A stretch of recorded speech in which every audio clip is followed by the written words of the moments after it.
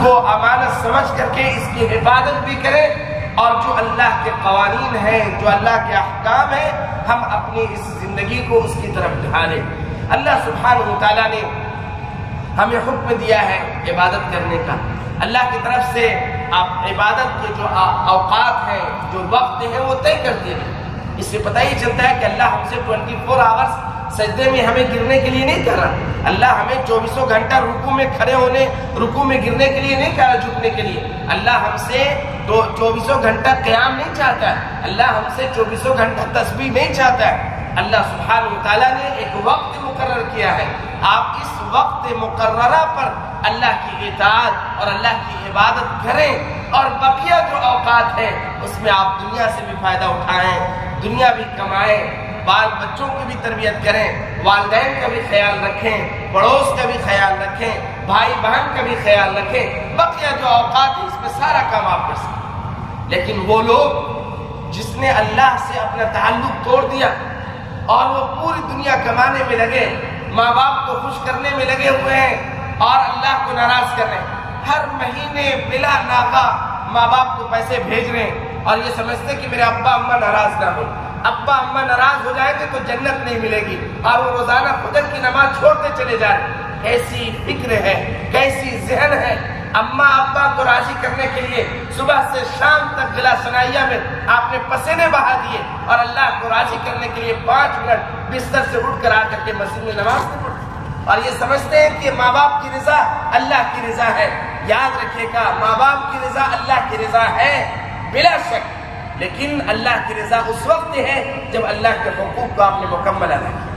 اللہ کے حقوق کو ترک کر کے ماں باپ کے حقوق کو ادا کریں گے اور یہ کہیں گے کہ ماں باپ کی رضا اللہ کی رضا غلط ہے، یاد رکھیے۔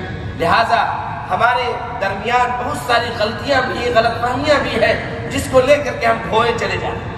تو ہم صبح شام کام کر کے یہ چاہتے ہیں کہ ابا اماں راضی ہو جائیں، اللہ میاں ناراض ہو، کوئی ٹینشن نہیں۔ صحیح ہے نا؟ صحیح ہے۔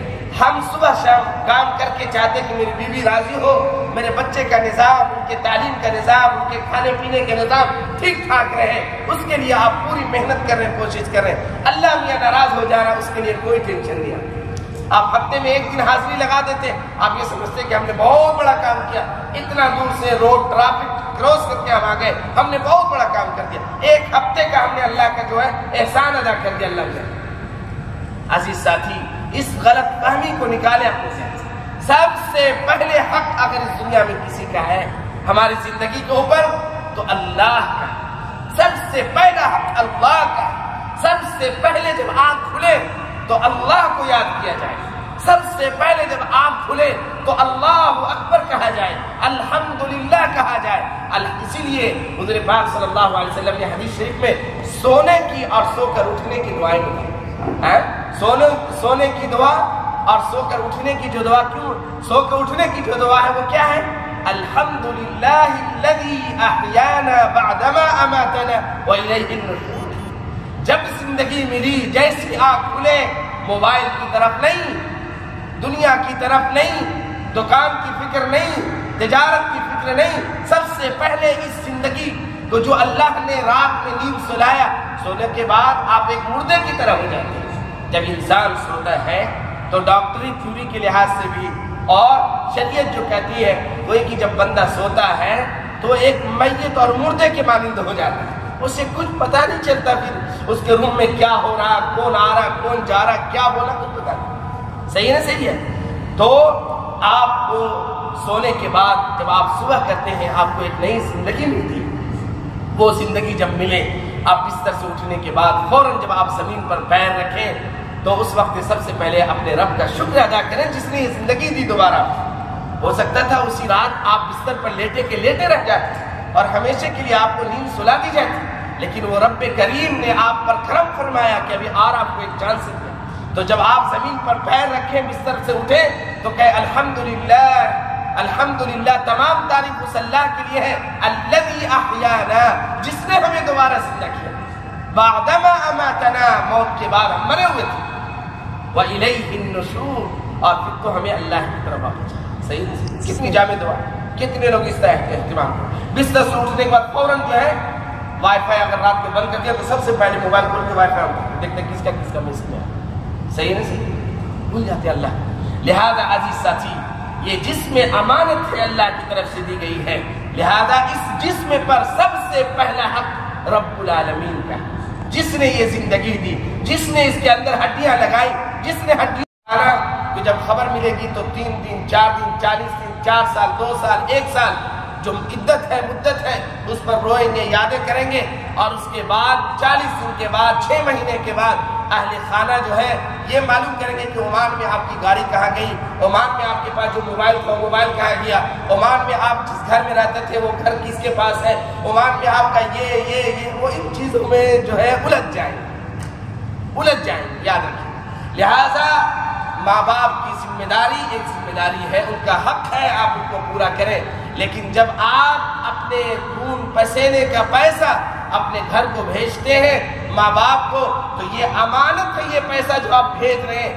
اگر گھر کا ایک فرد نماز نہیں پڑھتا تو آپ کی ذمہ داری ہے کہ آپ ان سے پوچھیں کہ کیوں نہیں نماز پڑھتے. ہم اللہ کو راضی کر کے صبح و شام کھٹ کر کے ہم آپ کے ہاں کھانے کا انتظام کر رہے ہیں، آپ کے سونے کے لیے ہم نے چھت کا انتظام کیا، آپ کے ناشتے کے لیے ہم نے انتظام کیا، آپ کے بجلی اور پانی کا ہم نے انتظام کیا، اور آپ اس گھر میں میرے پیسے سے اللہ کی مخالفت کر کے مت زندگی گزاریں. میں معذرت چاہتا ہوں.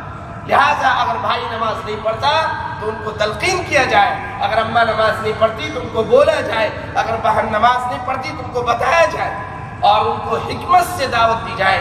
کہا جائے کہ اے میری اماں، آپ کی محبت میرے دلوں کے اندر چڑھی ہوئی ہے، آپ سے زیادہ محبت میں دنیا میں کسی سے نہیں کرتا اللہ کے بعد. لہذا اے میری اماں، جو میں پیسے بھیجتا ہوں ایسا نہ ہو کہ اللہ تعالیٰ اس پیسے کی برکت کو چھین لے اور آپ گھر کے اندر مخالفت ہو، لوگ نماز نہ پڑھیں اور ہم یہ پیسے کما کر بھیجیں. اللہ کی طرف سے یہ برکت اگر چھین لی جائے یا اللہ میرے رزق کا کوئی سسٹم ختم کر دے پھر کیا ہو. ڈرے اللہ سے، ڈرے اللہ سے. یہ ساری چیزیں اللہ کے ہاتھ میں، اور اللہ سبحانہ وتعالیٰ ایک مدت اور ایک وقت دیتا ہے ہر بندے کو. وَيَمُدُّهُمْ فِي طُغْيَانِهِمْ يَعْمَهُونَ. اللہ آپ کی رسی کو ڈھیل کیا، مہلت دے رہا، چلو کب تک جاؤ گے، کتنے سال تک، 23 آ گیا، 24 آ جائے گا، 25 آ جائے گا، کب تک اس طرح زندگی گزارو گے. عزیز ساتھی، لہٰذا ہم عقل مند بن کر کے، ہوشیار بن کر کے زندگی گزارنے کی کوشش کریں، اللہ کے احکام کو سمجھیں اور اللہ کے قانون پر عمل کرتے ہوئے اپنی زندگی گزاریں. اگر آپ صبح کرتے ہیں اور فجر کی نماز صبح کرتے ہیں، پھر دیکھیں کہ آپ کی صبح پورے دن کتنی اچھی گزرتی ہے. اور اگر آپ نے صبح کیا اللہ کی مخالفت کے ساتھ، پھر دیکھیں کہ آپ کی دن کیسی گزرتی پورے دن. صحیح ہے نا؟ صحیح ہے. یہ جو ایمان جن کے دلوں میں ہے وہ ان چیزوں کی حلاوت کو محسوس کرتے ہیں. میں خود اپنا قصہ بتاتا ہوں کہ اگر بائی چانس کسی دن فجر کی نماز اگر چھوٹ جاتی ہے، میں نہیں اٹھ پاتا ہوں سفر کے تھکان سے یا کسی وجہ سے، اگر فجر کی نماز چھوٹ گئی، اللہ کی قسم میں مسجد میں بیٹھ کر کہتا ہوں مجھے پورے دن ایسا لگتا ہے کہ ہم نے کوئی چیز کھو دی، پورے دن ایسا محسوس. اور کتنے مومن بھائی نوجوان ایسے ہیں جو سالوں سال مہینہ فجر کی نماز کو چھوڑ کر کے زندگی گزارتے. کیسی حلاوت ہے ایمان کی. عزیز ساتھی، یہ ایمان ہے آپ کا، اور پھر اس ایمان پر آپ کو فخر ہے کہ آپ کو جنت مل جائے گی. جو ایمان آپ کو بستر سے اٹھا کر مسجد نہ لائے، وہ قبر سے اٹھا کر جنت کیسے پہنچا سکتے؟ آپ فیصلہ کریں. لہذا عزیز ساتھی، اللہ سبحانہ وتعالیٰ نے ہمیں جو یہ جسم دی ہے یہ ایک بڑی امانت ہے، اللہ کی طرف سے دی گئی ہے. لہذا ہاتھوں کے بارے میں، آنکھوں کے بارے میں، پیروں کے بارے میں یہ فیصلہ کر لیجئے کہ ایک پارٹس کا اللہ کے ہاں ہمیں جو ہے جواب دینا ہے. اور اللہ سبحانہ وتعالیٰ نے سورۃ یاسین کے اندر فرما دیا اليوم نختم على افواههم وتكلمنا ايديهم وتشهد ارجلهم. کیا فرمایا؟ اللہ فرماتے ہیں کہ مرنے کے بعد ہم جب دنیا میں زندہ ہیں تو زبان سے بولتے ہیں نا، مرنے کے بعد انسان کے منہ پر مہر لگاتے ہیں، منہ سے بولنے کی صلاحیت اللہ کی طرف سے چھین لی جائے. کیوں؟ تاکہ آپ بولنے میں جب آپ بولتے ہیں تو کبھی زیادہ بول جاتے ہیں، کبھی کم بولتے ہیں. صحیح ہے نا؟ صحیح. تو کم بول کر کے آپ اپنے اوپر ظلم نہ کریں اور زیادہ بول کر کے بھی آپ اپنے اوپر ظلم نہ کریں. لہذا اللہ کی عدالت میں جو ہے انصاف ہوگا، جہاں ذرہ رائی کے دانے کے برابر بھی کسی پر ظلم نہیں ہوگا. لہذا اس انصاف کے لیے اللہ منہ کو بند کر کے اللہ انگلیوں کے اندر منہ بنا دے گا، پیروں کے اندر منہ بنا دے گا، اور یہ اللہ کے سامنے بولیں گے، یہ جواب دیں گے اللہ کے سامنے۔ آپ کی انگلیاں کہیں گے، آپ کے پیر جواب دیں گے اللہ کے سامنے کہ آپ نے صبح سے شام تک اس کو کہاں کہاں 25 سال 30 سال 60 سال جو زندگی دی آپ نے کہاں کہاں اس کا یوز کیا، یہ پورے جواب دیں گے اللہ۔ اس کو لکھ لیجیے اپنے سینوں پہ۔ لہٰذا عزیز ساتھی، یہ امانت جو جس میں اللہ نے دی ہے، اس امانت کی خیانت نہ کریں، اس امانت کی حفاظت کریں، اس کو ٹائم پہ کھانا بھی دیں، اس کو سونے کے ٹائم میں سلائیں بھی، اس کا حق ہے جسم کا۔ صبح کا ناشتہ کا وقت ہے تو اس کو ناشتہ بھی دیں، دوپہر کا کھانے کا وقت ہے تو اس کو کھانا بھی دیں، رات کے کھانے کا وقت ہو جائے تو رات کا بھی کھانا دیں، اور جب رات کے سونے کا وقت ہو جائے تو اس کو سلائیں بھی، اس لیے کہ یہ امانت ہے۔ اگر آپ اس میں کمی کریں گے تو آپ لاگر کمزور ہو جائیں گے، ہو سکتا ہے کسی بیماری کے آپ شکار ہو جائیں گے، اور اسی طریقے سے ان کے بعد جو اس کے اوپر اللہ کی ذمہ داری اس کو دیا۔ اگر آپ نے اس طریقے سے زندگی گزارا، انشاءاللہ تعالی آپ 50 سال کے ہو جائیں گے، لیکن آپ لگیں گے کہ کوئی نوجوان ہے 30 سال۔ اللہ کی طرف سے یہ نعمت رہے گی اور یہ نور آپ کے چہرے پر باقی رہے گا۔ لیکن اگر آپ نے دنیا میں اللہ سے منہ موڑ کر زندگی گزاری، آپ 40 کے قریب پہنچیں گے تو آپ کو دیکھنے والے کہیں گے کہ 60 سال کے بوڑھے ہو گئے بیچارے۔ صحیح ہے نا؟ آپ دیکھیں وہ اللہ والے جو اللہ کی یاد میں اپنا وقت گزارتے ہیں، ان کے چہروں سے ایک عجیب سی جو ہے نورانیت جھلکتی ہے، اور ماشاءاللہ ان کو دیکھ کر لوگ کہتے ہیں کہ کتنا خوش مزاج اور کتنا نیک اور کتنا نورانی چہرہ والا بندہ ہے۔ حضور پاک صلی اللہ علیہ وسلم اور آپ معلوم آگے فرمایا والذین هم لاماناتهم وعهدهم راعون، یہ مومن کی صفت بتائی گئی کہ ان کے اندر جو امانت ہو وہ خائن نہ ہو، خیانت نہ کرتا ہو، اس کی ادائیگی کرتا ہو اور امانت کا خیال رکھتا ہو۔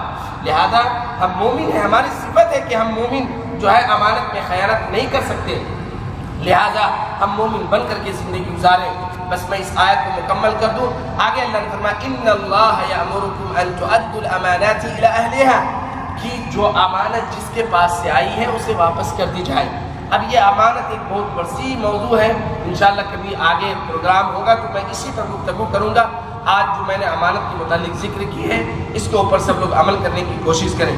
آگے اللہ نے فرمایا وَإِذَا حَكَمْتُمْ بَيْنَ النَّاسِ أَن تَحْكُمُوا بِالْعَدْلِ، یہ بات بہت اہم ہے۔ امانت کے بعد جو دوسرا حکم اللہ کا ہے یہ بہت اہم ہے، اور یہ اللہ کیا فرماتا ہے وَإِذَا حَكَمْتُمْ، اور جب تم فیصلہ کرو بین الناس، لوگوں کے درمیان، تو عدل کے ساتھ فیصلہ، انصاف ہو، چہرہ دیکھ کر فیصلہ نہ کرو، رشوت دے کر فیصلہ نہ کرو، رشوت لے کر فیصلہ نہ کرو، عدل و انصاف پر فیصلہ قائم۔ وَإِذَا حَكَمْتُمْ بَيْنَ النَّاسِ، اس آیت کے اندر اللہ سبحانہ وتعالیٰ نے فیصلے کو اللہ نے عام رکھا، فیصلہ کسی کے درمیان ہو، مقدمہ کسی کا بھی ہو، چاہے سامنے والا یہودی کیوں نہ ہو، چاہے سامنے والا نصارہ کیوں نہ ہو، چاہے سامنے والا ہندو کیوں نہ ہو، سامنے والا کسی بھی ملک کا رہنے والا ہو، کسی بھی طرح کا ہو، اگر اس کا مقدمہ آپ کے پاس آئے تو عدل و انصاف کے ساتھ فیصلہ کیا۔ کیوں؟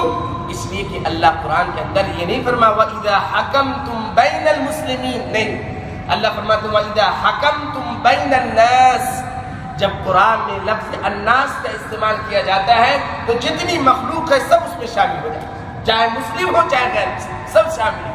تو اللہ کے ہاں عدل و انصاف سب کے لیے برابر، چاہے مومن ہو چاہے غیر۔ لہٰذا اگر ہمارے سامنے کبھی بھی کوئی بھی مقدمہ آ جائے، بڑا ہو چھوٹا ہو، ایک روم میں رہتے ہیں، کبھی لڑائی ہو جاتی ہے، کبھی کچھ باتیں ہو جاتی ہیں، تو آپ چہرہ دیکھ کر کنٹری والے کو دیکھ کر فیصلہ نہ کریں، جو صحیح ہے وہ فیصلہ سوچیں، اور اگر نہیں کر سکتے تو آپ خاموش ہو جائیں۔ صحیح ہے نا؟ صحیح ہے۔ اس لیے کہ دو فریق کے درمیان فیصلہ کرنا یہ ایک بہت بڑا اجر کا کام ہے۔ اللہ فرماتے ہیں انما المؤمنون اخوہ فاصلحوا بین اخویکم، مومن آپس میں بھائی بھائی ہیں، اگر کبھی ٹھگ بھی ہو گیا، لین دین معاملات میں رہنے سہنے میں کسی بھی طرح کی بات ہو جائے تو فاصلحوا بین اخویکم، ان کے درمیان پیار اور محبت سے اصلاح کرا دو، صلح کروا دو۔ یہ ایک بہت بڑا اجر کا کام